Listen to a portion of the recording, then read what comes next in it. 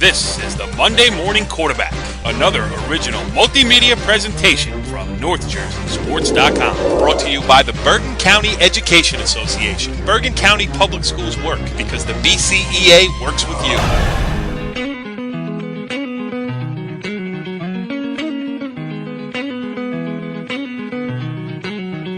Back on the Monday Morning Quarterback, NorthJerseySports.com's original multimedia series talking all things North Jersey football. This is Season 1, Episode 4. I am Corey Doviak, being joined by my panel. My co-host, Brandon Gregory. Brandon, what's going on? What's happening there, Corey? Good things happening all across the football landscape, and we are also being joined by our NorthJerseySports.com football insider, Richie Ballgame Barton. Richie B, do you like that tag? I think it's pretty befitting. I can't disagree with you more. You don't like why? It's too Jack Cognetta? Is it too sports? It's a little much. I got to tell you, it's a little much. But I'm not going to hold it against you. All right. So here's what we got for tonight, and it's going to be a great show. We will have an interview with Ramapo starting quarterback Sean Daugherty, because this is 5-0 week here on Monday Morning Quarterback. We are going to touch on three people teams are all 5-0, including Old Tappan head coach Brian Dunn and Lodi's head coach Tirico. All teams that are 5-0, all here on the Monday Morning Quarterback. We're going to have sounds of the game as Brandon Gregory has been running around, bad hip and all, to fields across North Jersey. He was there on Friday night to see a classic Mahwah 21, Dwight Morrow 14 in overtime, and then on Saturday he saw Lodi beat Elmwood Park 34-8. We've got sound, plenty of interviews from both of those games. But boys, what do you say we start with the scores of interest around North Jersey football? As I just mentioned, Mahwah 21, Englewood 14 in overtime. Some other ones that pop out at me. West Milford 30, Northern Highlands 27. Crazy game, and you know, Brandon, you were at Ramapo Northern Highlands last week, and Northern Highlands at the time was 2-1, putting a lot of eggs in the basket to try to beat Ramapo. They came close, they didn't get it done, and then they go out and they give up the first win of the season to West Milford. Maybe a little bit of, flat, per se. I would definitely agree with that, Corey. You know, after I got finished interviewing Coach Locurdo after that game, he had said to me, thank you for coming, and then he said, hopefully we give you enough reason to come again. I said, well, I think you'll be fine. I think, after a game like I mentioned, like the Ramapo game, they came out flat, and that's the whole thing. How resilient are the kids? How are they able to come back after a tough defeat like the Ramapo game was? So now, like I said, my words for this week are resiliency and how you're able to handle adversity, and that's one of the keys to being a successful team and a long-term good program, Corey. Yeah, and you see it across football. It doesn't matter what level you're talking about. And one that just popped into mind here was Northwestern last week on the college landscape. They almost had Ohio State beat, then they come out this week and get waxed by Wisconsin. So you see it happen all the time. It's hard to get up week after week, and in football, that's the name of the game. I mean, coaches, we've had them on, they talk about it all the time. Just don't get too high after a win, don't get too low after a loss. You just got to keep plugging away, and that's, when you're dealing with high school kids, it's not an easy thing to do. A couple other scores. Let's go around here. Ramapo 22, Wayne Valley 14 in a wild game. Ramapo was down with the ball on its own 2-yard line with less than 2 minutes to go in the game. It's going to be interesting to talk to Sean Daugherty about that, how the Green Raiders were able to pull that one out and then move up to 5-0. Garfield got over 500 on the season. They improved to 3-2 with a 31-20 win over Hawthorne, and good things are happening down there in Garfield. Hi, Richie B?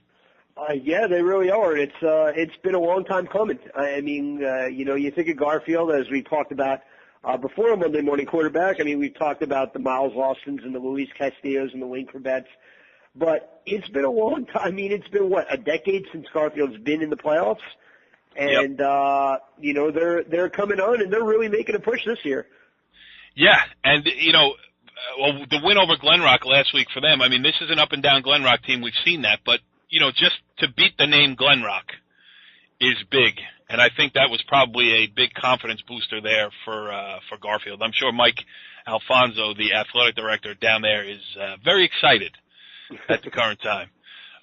Right, I'm sorry. Yeah. So anyway, let's move on. Other games here. St. Peter's Prep 48, Union City 12. St. Peter's Prep improved to 6-0 on the season. Important because they play St. Joe's this week. They stayed unbeaten. They held off the latest challenge from a Hudson County team. Union City at 3-2. 48-12, Richie, with the recent history of St. Peter's Prep playing inside the county, doesn't really look that bad. No, I mean, yeah, that's just a crazy thing to say, Yeah, I mean, 48. I mean, name the last. That's probably the closest game they played in the county in the way. I know they had one close game with Hoboken a couple of years ago, but I mean, right. Every game is a blowout win. So this seems reasonably close, but 48-12 is 48-12, and that's going to be an interesting matchup at St. Joe's next week. That's for sure. Yeah, we had Richie Hansen on last week, I believe. I mean, one week is starting to run into the other here on Monday Morning Quarterback, but I think it was last week, and Richie was saying how important that game was just to, continue the dominance in Hudson County and be able to stay healthy, and B, play a little bit, keep the good competition going into St. Joe's, and I think they got all of that accomplished there, although I haven't seen the injury report. Another Hudson County game that we should mention, Richie, Lincoln 28 to improve to 5-0 with a 28-7 win over Hoboken, which fell to 3-2. And those are, the two teams in the smaller bracket of Hudson County who have done things. Hoboken's got a great tradition-rich history, and Lincoln over the last 5 years or so has got a great tradition-rich history. So that was a big game in Hudson County. No doubt about it. I mean, these are two teams that are, came into the season thinking, section title or bust. It's going to be interesting because North 2, Group 2 is particularly tough this season. And Lincoln, they could get a 2 seed, they could get a 7 seed. I mean, the teams are just jockeying back and forth. And, Hoboken, they're always going to be, right there in the mix for, a hunt for a section title. But they haven't won one since, I think it's 2006. Yeah, they have been in the hunt, but they have not been able to complete it. In the last, couple of years for sure. I mean, we could effort to find that out, but it's not usual for Hoboken not to be defending or at least 2 years removed from a state title. Yeah, I mean, that's the thing. I mean, the kids that are, seniors now were what, 5th, 6th grade the last time Hoboken won it. So it seems weird because you see, when you're at Hoboken, it's all you see is tradition, state championships, and ranked in the country, back in, with Rashard Casey in the 90s and stuff like that. But, this is a Hoboken team that's hungry, and they're hungry to get back, and hopefully the loss to Lincoln for them, maybe, reignites the fire. Yeah, and Brandon, back on your home turf in a game that I know you were at before I pushed you out the door to go cover that Englewood Mahwah game, Old Tappan improved to 5-0 with a 42-21 win over Demarest. And you talk about, resiliency. Old Tappan had to show a little resiliency in that game. Yeah, it's interesting, watching how Coach Dunn prepares the team each and every week to get them ready to play. And this is their rival game. And they came out a little flat. Trumbetti made some plays. The quarterback made some plays. But then as the game wore on, Old Tappan made the changes that they needed to do, and obviously the outcome was apparent with them winning the game. Yeah, and we'll get into it a little bit further with Brian Dunn, but the change they made was they stopped turning the ball over. 2 turnovers in the first half killed them, and an opening kickoff by Alex Wasserman that got Demarest off and running, but Old Tappan was able to grind them out. And the thing is, Demarest was probably playing its last big game of the season. I mean, they came in 1-3. This used to be the Thanksgiving Day game. It used to be, it didn't matter what the records were. You got up for Old Tappan. Brendan, when we had Christian Runs on week 1 of Monday Morning Quarterback, he said, goal number 1 is to beat Demarest. Then goal number 2 is to win a league title and a state title number 3. So, they really do circle that on their calendar. Demarest came out flying. The Old Tappan had to kind of just, weather the storm and was able to take over that game in the second half. And the last game that we will mention as a score of interest, and it's starting to get serious around here now. Palisades Park, Leonia, 46. Beckton, 6.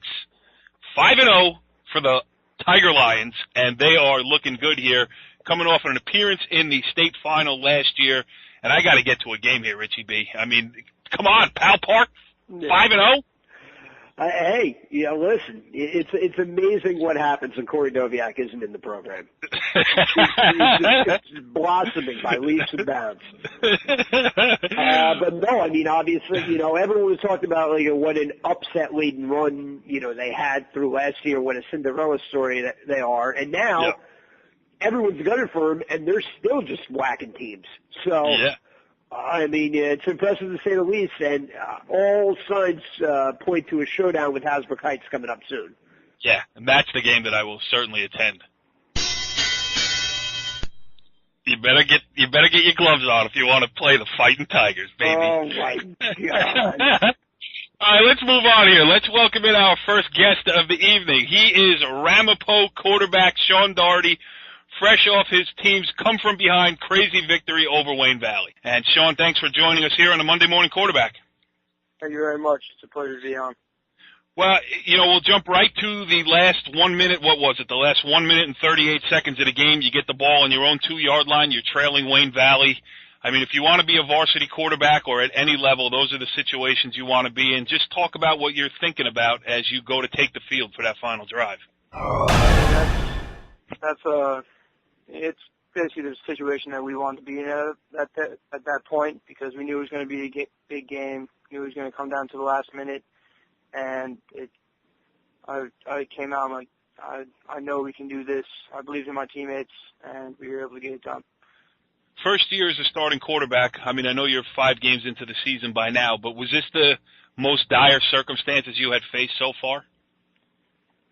Yeah, we had to do a comeback win in our first game against Passaic Valley, but this was definitely a bigger game against a better team, and a lot more pressure. But and you threw the ball all over the park the other night as well. You went 21 of 51, 307 yards.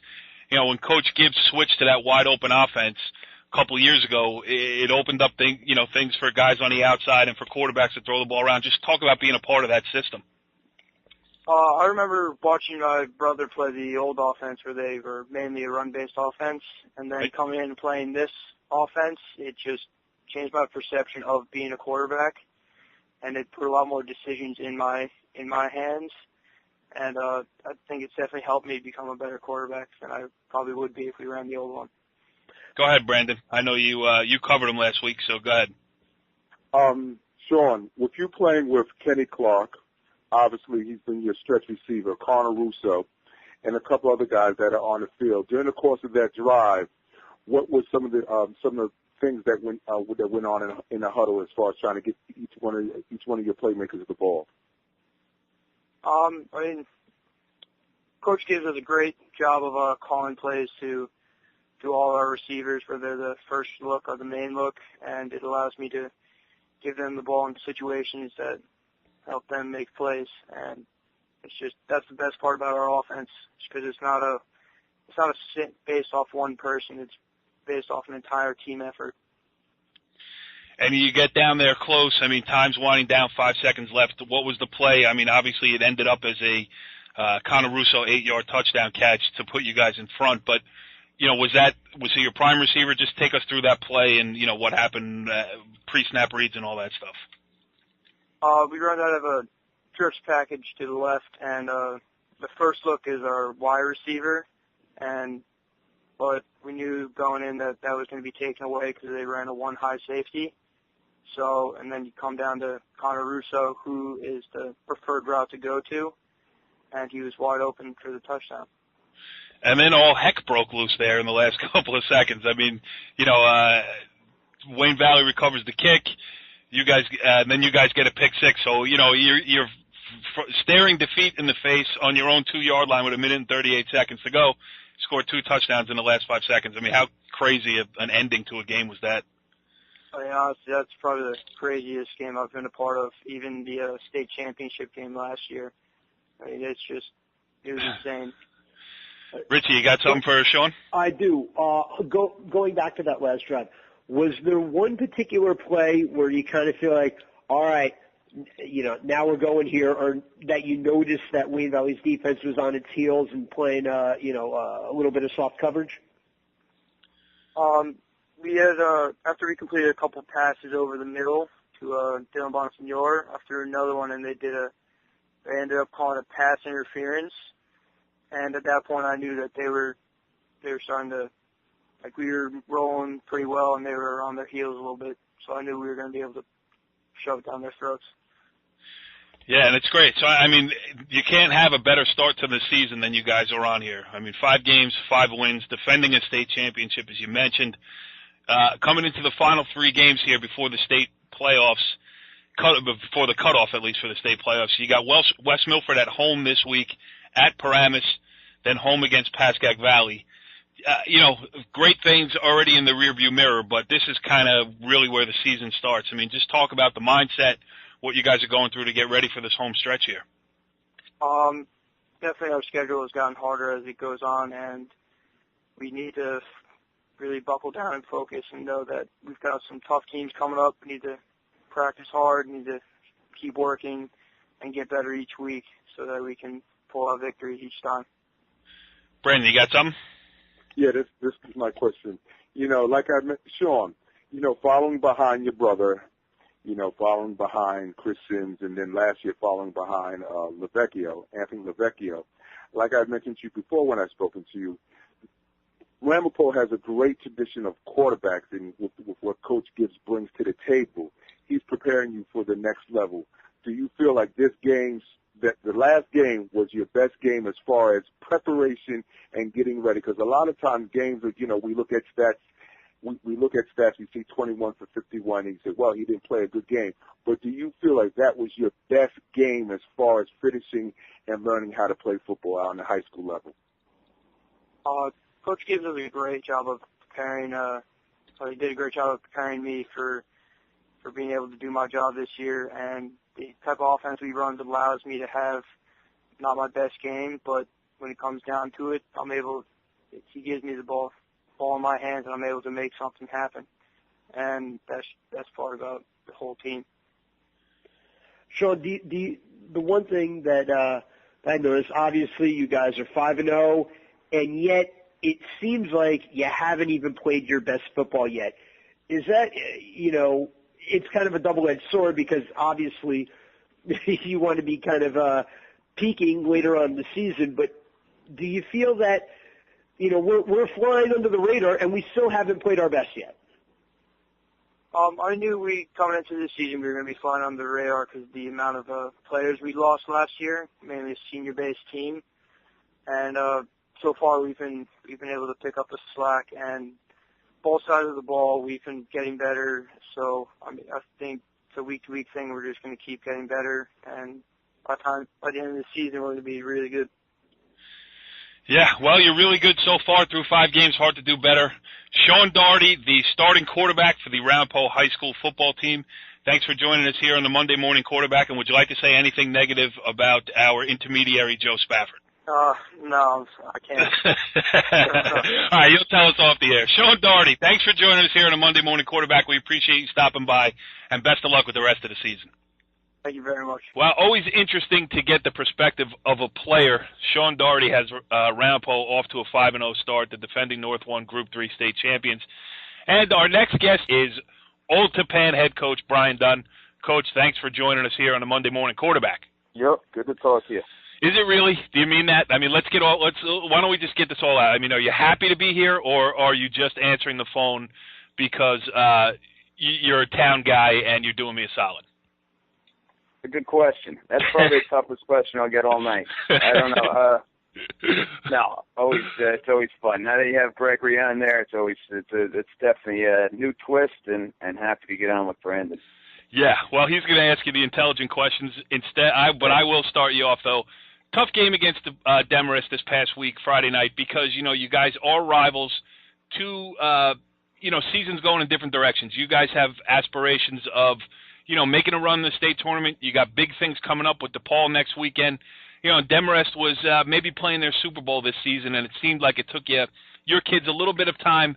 I don't know, say match intensity, but Demarest was going for it the other night. Yeah, I mean, the first quarter was a little. We just got caught a little flat-footed, a little flat at the beginning. We had a problem on the opening kickoff. They had a good return and then a penalty. It was like a minute in, and they had the ball down in the red zone there. So they started off pretty strong. Did a couple things that caught us off guard. So, but we rebounded pretty good. We turned the ball over twice in the first half. That didn't help. But I think physically it was. We had a pretty good idea that we'd be able to establish some tempo up front, and once we got that going, we ended up back in good shape. Go ahead, Brandon. Hey, Brian, how are you? Good. What's going on? Very good, buddy. Your next opponent is DePaul. This is probably going to be your most athletic team that you're going to play going present date and time. With what they bring to the table, obviously with Kai Hester, their quarterback who was a couple-year starter, their sophomore class, which is very athletic from last year's team, what do you expect that DePaul is going to bring to the table? Well, I think you just said it. Yeah.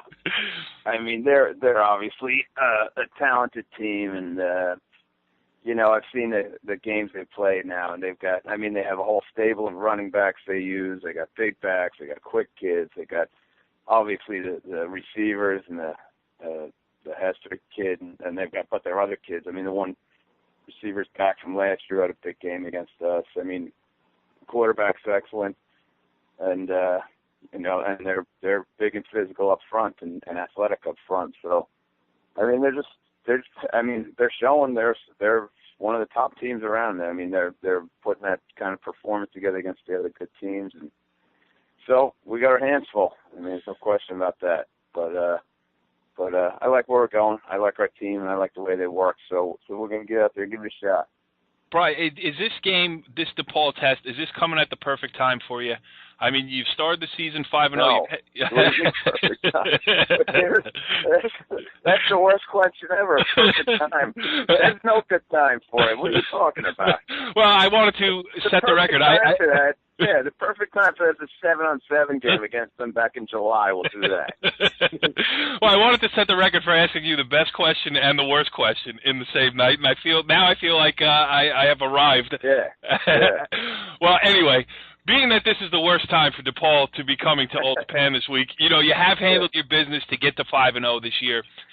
Yeah. Nothing is secured as far as playoff berths, but you guys are in line to get there. And the schedule, with DePaul and Lakeland back-to-back, two Passaic County teams coming in, Lakeland's having a good season as well.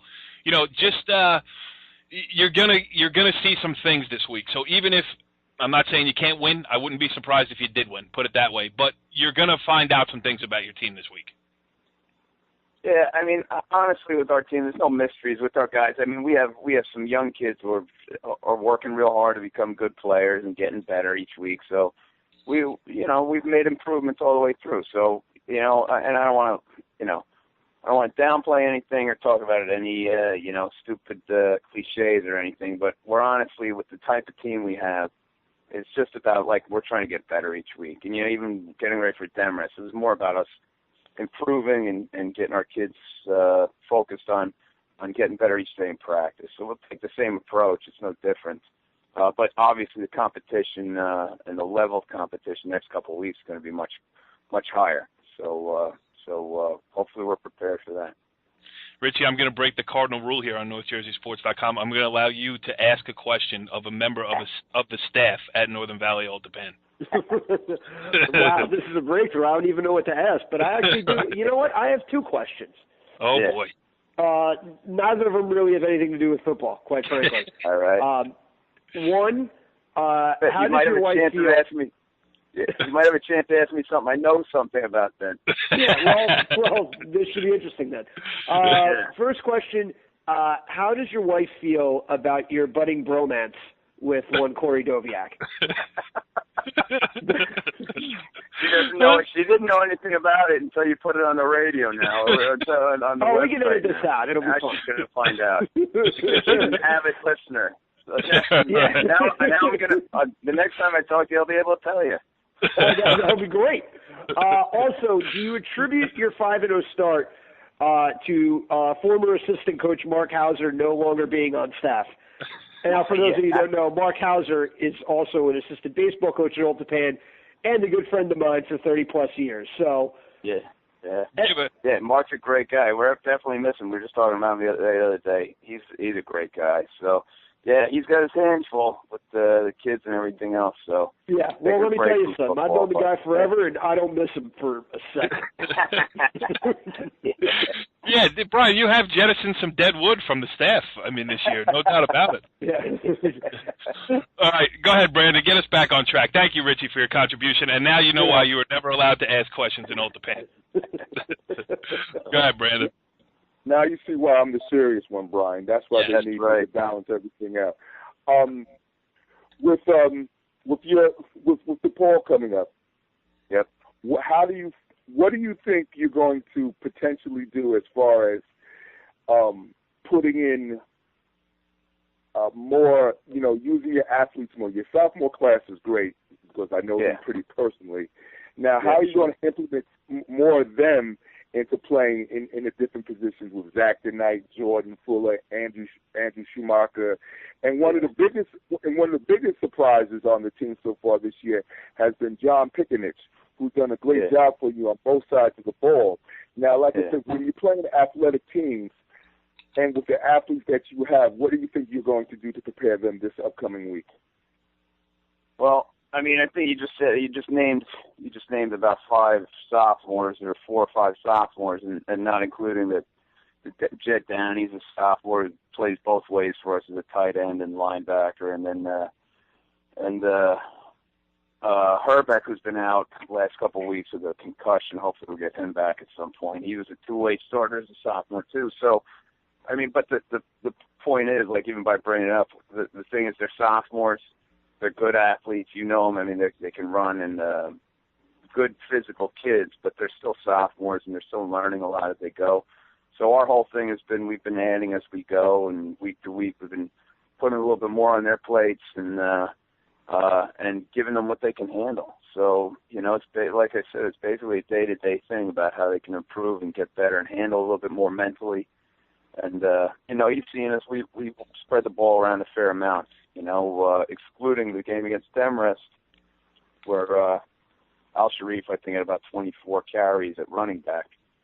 Previous to that, we never had a kid get more than like 10, 12 touches a game. So we like to spread it around and mix it up. So those kids are all part of it and getting their touches and making us a little more diversified.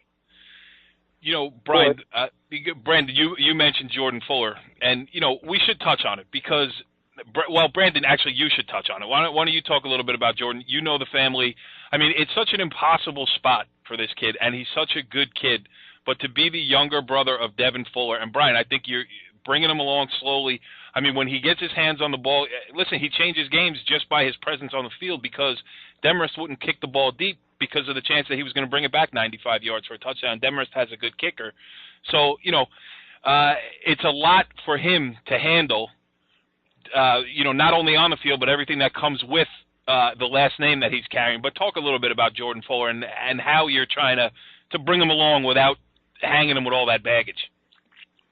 Yeah, Brandon could talk to this too. He's a different type of athlete. They're both special kids, whatever, but Jordan's a different type of kid. He's bigger, he's more physical than Devin was at this age, and people say they bring him along slowly. Not really. The kid's he's on the field every play. Except offense, he splits time. He doesn't play every snap on offense, and he's not playing as much quarterback. Like his brother's a full-time quarterback. Jordan's a little bit different. He plays quarterback, but we move him around and put him in different spots. So the kid's he's getting every snap on defense, and he's returning every kick for us, and he's on every special team, and he's getting about half the snaps on offense. So that's a lot for a kid that age, and that's a lot more than his brother was playing at that age because his brother wasn't playing both ways either, So this kid's he's got a lot on his plate too, and he is a different type of athlete. He's a bigger kid, and he's like I say, physical. You saw him run the ball a couple times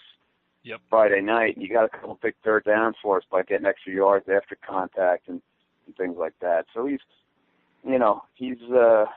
it's different comparison between the type of kids they were at this point. You know, not in terms of athletically. I mean, Jordan's very athletic, but he's a long striding kid, and he can move, and he's got good burst. So you can see that. You can see that in him.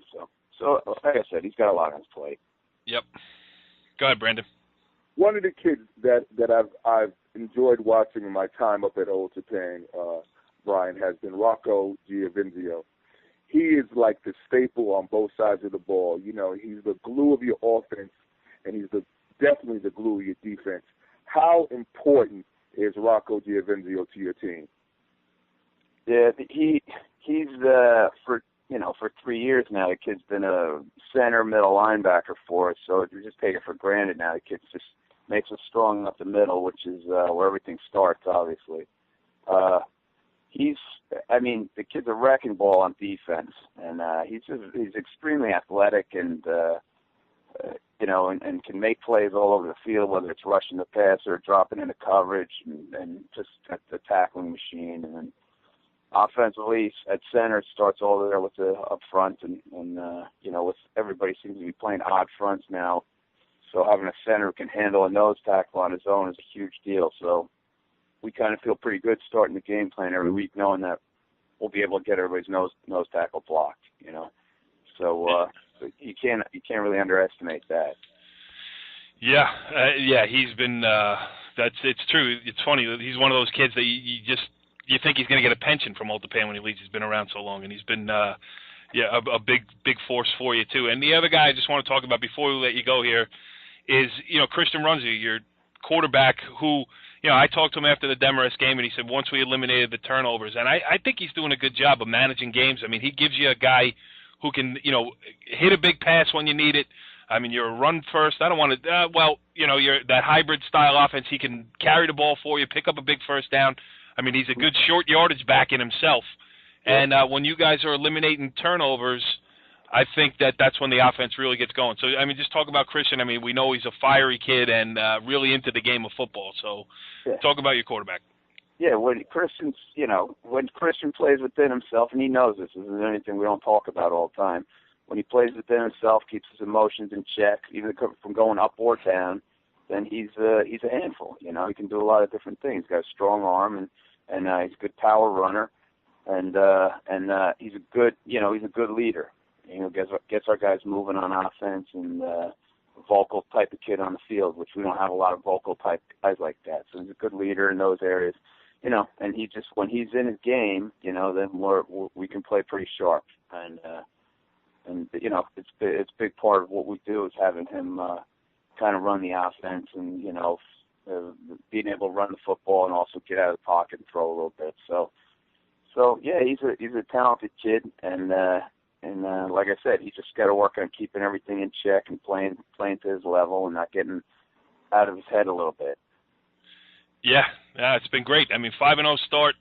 The whole world in front of you here. I mean, DePaul, you're going to get a good test this week, but state tournament certainly on the horizon, a league title on the horizon potentially, and best of luck moving forward. Thanks for joining us here on the Monday Morning Quarterback, and I apologize for the insanity that is Richie Ballgame Barton. All I got to say is Old Tappan 5-0, Dunn and Byron 0-1. We'll put that back up, the wiffle ball game here on NorthJerseySports.com. I'll plan for a rematch or something. I got to wipe that off my slate. I can't let that keep hanging out there. We will wait until the temperature reaches 98 degrees again at the end of June, and we will reconvene. How about a foul shooting contest? Hey, you tell me when. Spartan Challenge, first one, Old Tappan. Yep. We got to get you a partner, Brian. Well, you can pick your own partner, but don't try that Lindsay Davis stuff, because I've seen her shoot free throws, and I'm not going against her. But anybody else, you're welcome to. Brian Dunn, the head coach of the Old Tappan football team, thanks again for joining us. And when I say this, I mean it. I'll see you soon. All right, buddy. 3, 2, 1. All right, Richie B. Well, you did make a fool of yourself in the Brian Dunn interview. Are you proud of yourself? How did I make a fool of myself? Well, you did ask him if him and I were having a bromance, and we don't know. I don't know if we really wanted that to get out over the air. Yeah, well, listen, it's got to come out sometime. I mean, you guys are just too close. It's weird. Brandon, thank you for adding sanity to the interview. I mean, you really brought us back to football, which is why we're really here. A bro man is a bro man. That's something that you'll do very well. Well, let's bring in a guy who, well, he's a man on the sidelines in North Jersey football history. There's no doubt about it. The longest tenured coach in North Jersey right now with 31 years of experience. He is Lodi head coach Pat Tirico. Coach, I do not mean to make you seem old, but I do want to convey the fact that we have a lot of respect for what you've built over there at Lodi, and off to a 5-0 start this season. This has got to feel good for you. Yeah, I appreciate it, guys. Yeah, but I started when I was 10, so it doesn't matter. Oh yeah, no, and it's good. This year too. So at a smaller school, I'm a Pal Park kid, so I know all about the ebbs and flows of. Actually, at Pal Park, it comes around every 30 years or so. You seem to be doing a much better job of that. And when it does come around again, and you get a class or a group like the 4-year group that you have here. It's got to be special, and to be 5-0 at this point and looking great doing it too. Just talk about the start to the season. It's been a great start. I mean, coming off last year, we started a lot of young kids last year, and took our lumps, but we got a good group of kids led by a senior group that just constantly works, and we got a new field there. Have you been to a game there? Because it is a nice venue to watch a ball game too, and. Our kids got excited this year. They worked hard, and getting more and more confident each week. Go ahead, Richie. Yeah, obviously. And again, not only the senior class, but I mean, sophomore quarterback Manny Apaya. I mean, you have Tommy Potichak in the backfield. You have receivers at speed. You have a huge line that seems to just dominate the line of scrimmage, play in and play out. I mean, talk about the excitement that you have knowing that, you're not a one-trick pony. You can beat teams in different phases of the game. Yeah, I like to think so. Manny's getting better and better each week at throwing the football, so that definitely helps. We got some boys who can catch, so we're not just one-dimensional. And some different kids we can go to. It is true, but I'm very excited about our line. Both offensively and defensively. I thought we did a great job last week. I thought they really came together against Elmwood Park. Go ahead, Brandon. Oh, go. Yes. Go. Yes. I was going to say, I'm sorry. what are a few things, you're playing so well right now. Are there any, things that you could point out and say, and obviously any coach can do it, but that you need to fine-tune? What's the difference between this team right now and a team that can win a state championship come December? Well, like I said, we got to get better at throwing the ball. We got to get better at pass defense. Those are two things I think are most undercoached positions. Your defensive backs are probably the quarterback on offense, a great receiver, just throw them back there to play defense. So you really got to coach these kids up, and they got to get better as well. And we really did a nice job. Who I think was one of the better quarterbacks I've seen the kids in Elmwood Park. Michael Dare. Michael Dare, yep. He's something special. And I thought we really did a nice job in pretty much, keeping him contained.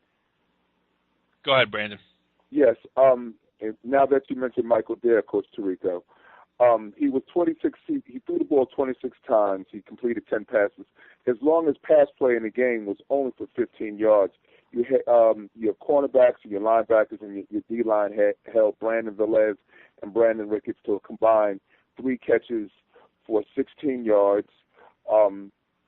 Also, the one thing that I noticed in watching your defensive play, in the first quarter, the game was moving fast, but obviously with your big line, and one thing that I noticed about small school football that they don't get enough credit, that they say, well, the kids are not as fast and athletic.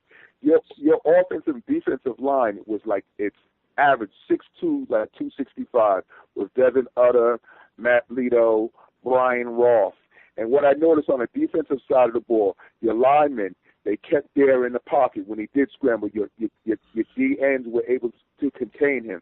And then when he threw the ball, when he tried to throw the little bubble screens, your linebackers were able to defend the sideline and keep their running back Sean Valente from not creating space. And then when he tried to throw the ball up top with your cornerbacks and your safeties with Javier Lopez, Jesse Asia, and Keyshawn Flower, and I cannot forget Tommy. I can't say his last name. How do you say his last name, Coach? Which one? Potacek. Potacek. Patazik. Tommy Patazik. Tommy Patazik. Right. I mean, your defensive covered the whole field. And, you know, and to hold the quarterback as good as there is for 10 for 26 for 62 yards, you all did a fantastic job, Coach. I appreciate it. It goes out to the kids. They really worked hard, and we were looking forward to playing this game. And I think it was probably the first 4 quarters we put together. You know, we had spurts here and there. You know, we like to score first. We've done that each and every game. But I think putting 4 quarters together this week really going to build our confidence. Coach, Brandon really watched the game. I was like lost in that. I thought, Brandon, you're paying attention. I don't know if you fit in on this show, Brandon. I tell you, he must be reading. He reads a lot of papers. Yeah, I'm talking to Johnny Way on the sideline holding the baby carriage. Brandon knows like how many tackles and assisted tackles and passes defensed and. Yeah. I have all my stuff written down on paper. I do it the old school way. You know, I write things down. I try to keep the stats up so that when I do talk, everything sounds pretty professional and sounds pretty good. You know, Coach, I have one more question, and then I'll let Corey and Rich say what they need to say to you. It won't be as good, I can promise you that. One of the most impressive things that I enjoyed about the game, obviously besides what you're doing as far as on the defensive side of the ball, is the growth and development of your quarterback, Manny Apaya. Now, I'm a big track guy, and I know Manny runs track. I'm a track coach up at Old Tappan High School, and I've seen Manny run on the freshman level and also on the county level. He was a good freshman runner last year, and obviously, you know, we've had this conversation, Corey and I, when we did our track show. Obviously, you've put your best athlete on your team at quarterback, and you can see the advantages that he creates for you on the field. You know, with that big 77-yard touchdown run that he was able to do and scram out of the pocket, and his 2 big touchdown passes, one to Ronaldo Almonte, and the other one to Keyshawn Flowers. What advantages is he bringing to your team, and that you can see moving forward that other teams are going to have a hard time defending? Oh, you know, I'm glad you mentioned the track because, you know, my assistant coach was the head track coach as well, Mike Etz, and we work together. I mean, he does a great job for me with football, and without having spring football in Jersey and having these kids on your track team and you being there with them, and all you can do is get bigger, faster, and stronger, and that's what they're doing. Manny's just one of those special kids that come around now and then. I don't know if you guys know, but he was in 8th grade last year. Huh. He played as an 8th grader in high school, yes. You know, he came from the country. When they transferred him here, it's not that, you know, he was left back or anything. That's the grade they placed him in. Wow. So he was of freshman age, but he was attending 8th grade. Right. Wow. Now he's in the high school. Huh. Freshman. Yeah. So, yeah. So he's got, you know, he's looking at 2 more years. Then he's got another year of high school finish, probably at a private school or whatever, and get some college experience then, which can only help him. Yeah, I mean, and that too, you could just see for as good as he is right now. I mean, you project him forward to when he catches up, just age-wise, the sky's the limit for him. Yeah, he's a good boy too. You know, he comes out and works, and it's tough to be a leader when you're a freshman and sophomore, and there's all the kids on the team. But the kids accept him, work with him, and he is a leader on the team as a sophomore. Yeah, it's crazy. All right, so you got 4 games left here, 3 before the state cutoff. You go to Glen Rock this week. You go to Manchester the week after that, and then New Milford at home to close it out before the cutoff. You see the name Glen Rock on the schedule there. They've been an up and down team this year. Just how about trying to what you've built is great at 5-0, but you don't win any trophies for being 5-0. Just talk about down the stretch here and what you got to do to get better and what the mindset is going forward. You're absolutely right. We didn't win a thing yet. You know, we're 5-0. We still have to go finish the job in the league, and and not even thinking about going to the States next. So what we have to do, it's Glen Rock, and it's always not fun going over there. They have a great tradition of winning, and they just know the boys know how to win. They're good kids, and it's always a fight, whether we're playing at their place or ours. And they got a brand new field there christening as well. Yeah, he'll leave some rug burn on the field at the new field at Glen Rock for the first time. So, Pat Tirico, the head coach of the Lodi football team, has been doing it a long time. He's been getting, as good as it gets right now. One thing before we let you go here, and it's interesting, before we came on the air here, we were talking about trying to answer some questions about previous state tournament titles. You've won 3. You've been to 5 finals. Do you miss that rivalry with Lenape Valley? I mean, you brought it to our attention. 90, 91, and 92, you played them every year in the state final. The first 2 you lost, the last one you got. I mean, that must have been a classic small school rivalry in the day, and things have changed now with the realignment and everything else. Was it better then, better now? And a quick shout, just a quick talk about Lenape Valley of the past. Yeah, it was games that I'll never forget. 3 games against them. We probably lost the ones that we should have won, and won the one that, that we should have lost. That's the way it went. They were great teams, and it was a lot of fun. I like the home and away situation in the States. I mean, the better record played home back then. We've done it on the road, we've done it at home, and we've done it at the Meadowlands. So as long as you do it, it's a great feeling. But we got a long way to go, and but I'm excited about it. Well, Pat Tirico, the Lodi head coach, thanks for joining us here on Monday Morning Quarterback, and we'll be watching you the rest of the way. And when you get there, we hope to have you on again. Thanks a lot, guys. Good luck to you. All right. Well, I should mention at this point, I have been directed from the back offices of NorthJerseySports.com that it is time to plug our Twitter. Our Twitter handle is NJSCom, and don't use a dot because Twitter doesn't do dots or dashes or whatever. We're a little late to the Twitter party. We understand that, but it turns out that this Twitter thing is pretty cool, and we're doing more with it every day. So follow NJSCom. I hope I've taken care of the back office. And we're going to move on now to our next segment of the show here.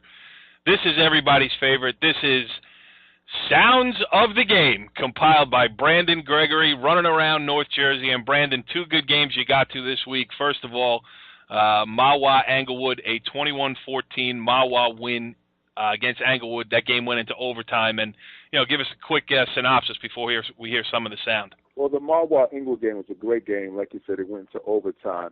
Mahwah was able to prevail. And one of the questions that you're going to hear me ask is Coach Harris, why he deferred to Mahwah. And, it didn't work out, but that's one of the things that you got to do as a coach. It was a hard-hitting game, a lot of different plays. There were a lot of great plays, some plays back and forth. Englewood's quarterback, Wesley McCoy, is learning on the job. He's getting better. Obviously, Jason Stepp, the quarterback from Mahwah, did a lot of great things, And Mahwah is consistent. Coach Remo has them ready to play week in and week out. Mahwah is not going to beat themselves. You're going to have to beat a Mahwah team, and obviously we saw that this weekend. Before we get to the winning side, let's take a listen to what Barry Harris had to say after the game. This is Brandon Gregory from NorthJerseySports.com speaking to Englewood Raiders head coach Barry Harris after Englewood lost to Mahwah 21-14 in overtime. Barry, with today's defeat, where does this leave Englewood, and what are you going to do to get them ready for your next opponent? I'm proud of how our kids came out and played. We didn't back down. We played Raider-style football. Our kids, it's a sad day, but we're going to bounce back because we know 2 losses in the season is not going to make our season. You're going to see a different Raider team come back next week and play harder than we did this week. Mahwah was able to control Jawan and Julius tonight. Their defense was able to step up and make some big plays, some sacks on Wesley. What happened with the offensive line breakdown tonight? Well, our right guard got hurt on Wednesday, so we had to put in another young man that is not as experienced. He held his own, but an experienced Mahwah team saw that and exposed it, and we got a lot of pressure over that position. Mahwah, when you look at what they did with Juwan and Juju had a good game also. So that's just it's a sign of a good team, Mahwah. Coach Remo always prepares his Mahwah teams for games like Englewood and the Westwood, who they're playing next week. How much credit do you give what their defensive did to stop your offense tonight? Mahwah's a quality team. Coach Remo does a great job in preparing his team. Dwight Morrow football is still learning how to finish games that's tight like this. We're still 2 years into a progress that's well in advance of where it should be right now. So, again, Mahwah is a great program, but Dwight Morrow football is right where on pace to be something dominant in the future. Last question. In overtime, you deferred.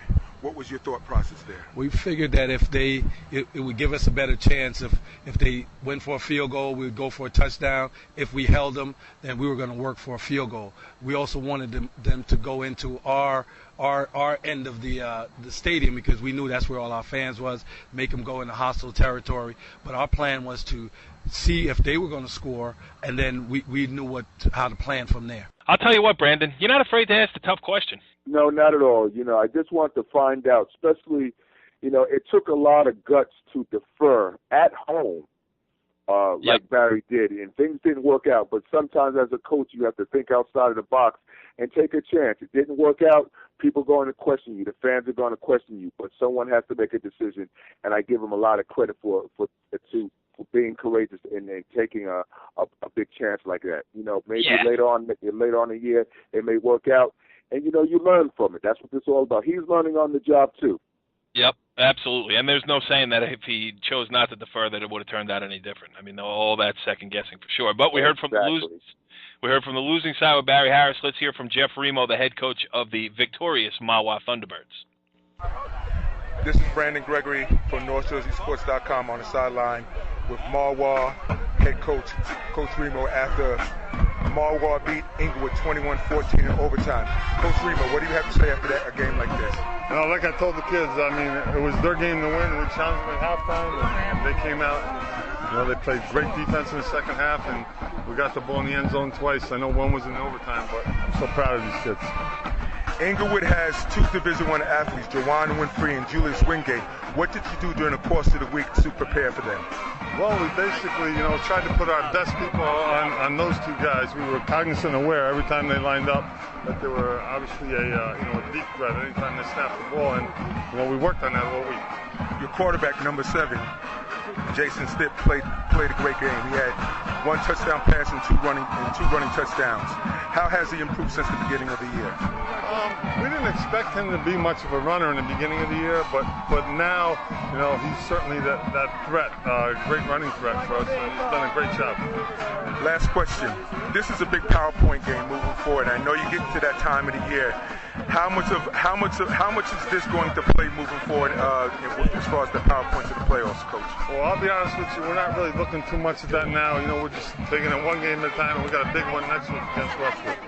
Thank you very much, Coach, for a couple of minutes of your time. Brandon, you get some reception over there at Englewood. I mean, you start talking, they bring out the band. Yeah, they bring out the band, and that's the interesting thing. The band was leaving off the field, and we're on there. I think I was on the 25-yard line talking to them, so that's why you hear all the stuff in the background.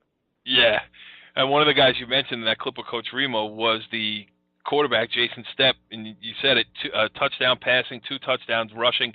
You caught up with him after the game, and let's listen to that. This is Brandon Gregory on the sideline with Mahwah's winning quarterback, number 7, Jason Stipp, after Mahwah beat Inglewood 21-14 in overtime. Jason, how do you feel? We feel great. We knew coming into the game we were going to be overmatched by their speed, but we knew that we could just run the ball all over their defense, and we could just take advantage of that and control the clock, and that's pretty much it. Inglewood's defensive tackle, Warren Lumpson, how much was he a disruptive force in tonight's game? He was very disruptive. We tried to run away from him as much as possible and do anything we can to get away from him. Last question. In overtime, score was tied 14-14. What did Coach Remo tell you to prepare for the overtime winning drive? You carried the ball 2 times for 23 yards in the winning touchdown.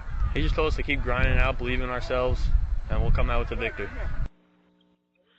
And they did just that, a big win for Mahwah. That's one of those swing games as far as, PowerPoints and seeding for the state tournament, and that was a big win for Mahwah. Most definitely it was. It puts them in a good place. They're 5-0. Inglewood is 3-2. There's a couple other teams 3-2 and 2-3, and it's just a matter of everybody getting ready now. Game number 6 is going to be a big game for Mahwah, and obviously also for Inglewood and the other teams that are looking to make a statement moving forward with the playoffs coming up. Yeah, and you said it again. The key was being able to run the ball for Mahwah at 8 up clock. It moved the ball a little bit, and one of the guys responsible for that, obviously, was their running back, Rob Askew. You caught up with him, and here's what he said. Rob, how does it feel to beat Inglewood in their speed tonight? Oh, it felt see them run up and down the field and us and still grind it out and play Mahwah football and still stick with them no matter how fast they were and how many big plays they had. We still played Mahwah football and we pounded the ball. During the course of the game, Coach Remo threw you the ball, you ran the ball, you went both ways. How do you feel? Right now, I'm a little tired, but it's all about Westwood now, so got to recover quick and get ready. With Inglewood's ability to make big plays, what did the defensive staff do for you this week to get you prepared for Inglewood's speed and their big play ability? Like the other guy said, they brought in alumni from past years to simulate the speed and see how fast they are and how fast they hit the hole and how deep they can run and how fast they can pull away. But we still stuck with it, played double coverage if we had to, anything we could to stop them. In overtime, I know things got kind of hectic and chaotic out there. How were you able to keep the defense under control to prepare to stop Inglewood in overtime? We were all tired and stuff, but still, I made everyone push through it. I was yelling at everyone. I made sure no one gave up, and everyone still played through the whistle. Thank you very much for a couple of minutes of your time, Rob. Thank you. Yeah, good stuff there as well. A huge win, like we mentioned, and they did it on both sides of the ball. You got to play to your strengths, and Mahwah was able to do just that. Most definitely. You know, they did a good job, and like they said, now they're getting ready to play Westwood next week. That's another big-time game. That'll be a good game. That sounds like one that you might want to be there for sounds of the game, but we'll figure out that schedule during the week. That sounds like a plan to me. Wherever you need me to go, I'm willing to go. Well, the one place that you did go, and you wound up in the right place, as we heard earlier with Lodi head coach Pat Tirico, is you were at Lodi's 34-8 win over Elmwood Park. Good small school game, good atmosphere. You know, they got the new turf at Lodi. It looked good in the pictures on NorthJerseySports.com and the story that Rich Barton wrote. So was that your first time covering a Lodi game at Lodi? Yes, it was. You know, that's actually the first time I had been at Lodi at the new stadium, and it was a beautiful feel, and, you know, they've done a great job there. The township's very proud of what they're providing for their student-athletes in Lodi at present day in time. Where did you find a parking space? Well, you know, actually I left. I got there like a half hour early, so I was able to find parking space right next to the school. Yeah, good idea. And the impressive thing is, it's not a surprise that Lodi put up 34 points. I think what the surprising part of the game might have been is that they held Michael Dare and that Elmwood Park offense to just 8 points and not a good percentage in completing his passes too. So one of the guys you caught up with, and this was a good get here after this game, was Lodi defensive coordinator Mark Maggio, and let's hear what he had to say. Coach Maggio, you held Michael Dare 10 for 26 for 62 yards and one TD pass. What did you see during the course of the week? Last year's film, when we broke down this year, we recognized where he wanted to set up. We knew he was a talented kid. He got a strong arm. We knew we had to get him throwing on the run, not letting him set his feet. Just getting guys in his face was the key objective, obviously, to put pressure on him so he can make poor throws. You held their running game in check, especially Sean Valente, their leading runner. He had 10 carries for 15 yards. How were you able to contain him today? All the credit goes to the front four guys up front, Devin Utter, Brian Roth, Rafael Polanco, and Shane Reyes. We played with two safeties, so keeping 5 guys in the box, 6 guys in the box was the test for them to stop the run, because we knew the quarterback was very talented. So, you know, we say, all right, here's your goal, stop the run. Everybody else played pass, and they did a great job defending the run. I spoke to Devin a couple minutes ago, and I mentioned to him that Lodi has a big line. You average like 6'2", 265. At the small school level, how much is that an advantage? It's a great advantage. I mean, but they're not just big; they're physical. You know, and that's the key point. And they're in shape, and that's kind of like what I want to hang. You know, the hat on is the conditioning. You know, they're out here doing plate work 2 days a week, walking plates up and down the field. You know, after practice, another whole half hour. Again, lifting on Mondays, Thursdays, and you know, big but physical. So that's the combination that's been doing it for us. Big but physical. Next week, you're playing and the rest of the coaching staff, Coach Tirico. What are you expecting from a very consistent Glen Rock program? Very consistent Glen Rock program, and you know they run the spread very well. Having to go over there is not an easy environment to play in. They get a lot of people out to the game. It's going to be a noisy type atmosphere, but our guys play up to that. that type of stuff. So I know our guys will show up ready to go. Getting to the passer, stopping the run with our front four is going to be the goal. Yeah, good stuff there. I mean, paying homage to the big boys up front, and that's what you got to. That's what you listen. Football starts and ends with what happens in between the trenches there, and Lodi is doing it on a small school level. Yeah, their line is, like you said, they're big and athletic. They go like 6'2", 265 across the line, like I mentioned to Coach Tirico when we interviewed him, and they're doing a good job there, and they're going to be good next year too, because 3 of the kids are sophomores and juniors. So the center is a senior, Rafael Polanco, and everybody else is coming back. So look out for Lodi for the next couple of years, Corey. Yeah, and one of the guys doing a great job this year and will next year as well is Devin Utter. You mentioned him. Coach Tirico mentioned him. Coach Maggio mentioned him, and you caught up with him. So here's what he had to say. This is Brandon Gregory from NorthJerseySports.com on the sideline with Devin Utter after Lodi's 34-8 dominating win against Elmwood Park. Devin, you're part of a great offensive line. You, Brian Roth, Matt Lito, you're all about 6'2", 265. How much is that advantage playing against teams like Elmwood Park? That's a very big advantage. But what it comes down to is hard work and practice, and the coaches, the offensive line coach pushes hard every day. Size is an advantage, but this is how you practice and how hard you work. It's how hard you practice and how hard you work there. You had a phone going on, you had the wind, but you got the quote from Devin Utter, and the big boys are doing the job for Lodi. The big boys and the little boys, too, because as we heard with Coach Tirico, Manny Apaya has been a difference maker. He came into the school. It's a great story that he was playing last year as an 8th grader, not age-wise, but school-wise. Now he's a freshman in high school playing as a sophomore, and he was great. You caught up with him after the game. Let's hear from Manny Apaya.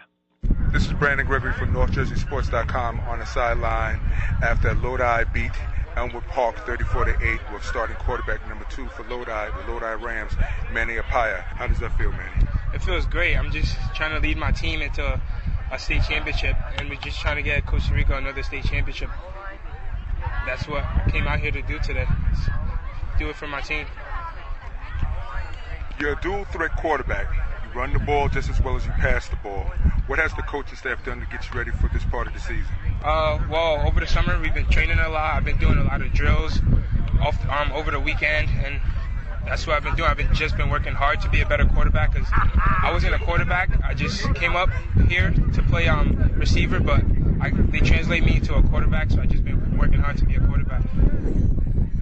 And he's doing a great job of it, too. And, Brandon, you did a great job over there. Mahwah, Englewood, sounds of the game here on the Monday Morning Quarterback. Good stuff, pal. I appreciate it. Last thing about Manny Apaya, I think he's going to be one of the better quarterbacks in the North Jersey area. And a lot of times the smaller school kids do not get enough credit. And I think he's going to be a big difference maker at Lodi High School. And on top of it, he's a dual threat quarterback who also runs track. So he's going to be something that we need to look out for in the North Jersey area for the next couple of years, Corey. You love those track kids. I love track. It's track and football go together. It's like peanut butter and jelly. It's like peanut butter and jelly. Perfect combination. That's it for Sounds of the Game this week. Well, did you hear that, Richie? That was me taking a deep breath after a action-packed show here on Season 1, Episode 4 of Monday Morning Quarterback. Well, it's tough to fit all that we fit in, but, we seem to get it all from the 5-0 teams, that's for sure. Yeah, it's like a clown car. We're jamming people in all over the place. Great guests tonight, Sean Daugherty, Brian Dunn, and Pat Tirico. Brandon, great job on Sounds of the Game here, and we got another big weekend coming up. That's the thing. 5 weeks are in the books, but there's still so much more football to play. Most definitely. We have a lot of teams that are 2-3 and 3-2 games that are coming up this weekend, because these are what I call, this is starting to become the swing part of the season. The teams that are 2-3 like Riverdale, Northern Highlands, and the 3-2 teams like Paramus and Wayne Valley, who's going to be 2-4 or 4-2 or potentially 3-3. So there's a lot of big games coming up this weekend, Corey. Yeah, Richie, did you see what he did there? A little foreshadowing. Yeah. I mentioned Paramus Wayne Valley will be a game that we cover next week here on the Monday Morning Quarterback. We will get sound from there. We will be running around North Jersey, football fields all over the place. So tune in next week for Season 1, Episode 5 of the Monday Morning Quarterback. Check us out on Twitter, NJScom, no dot. And we'll see you next week on Monday Morning Quarterback. Follow the leader.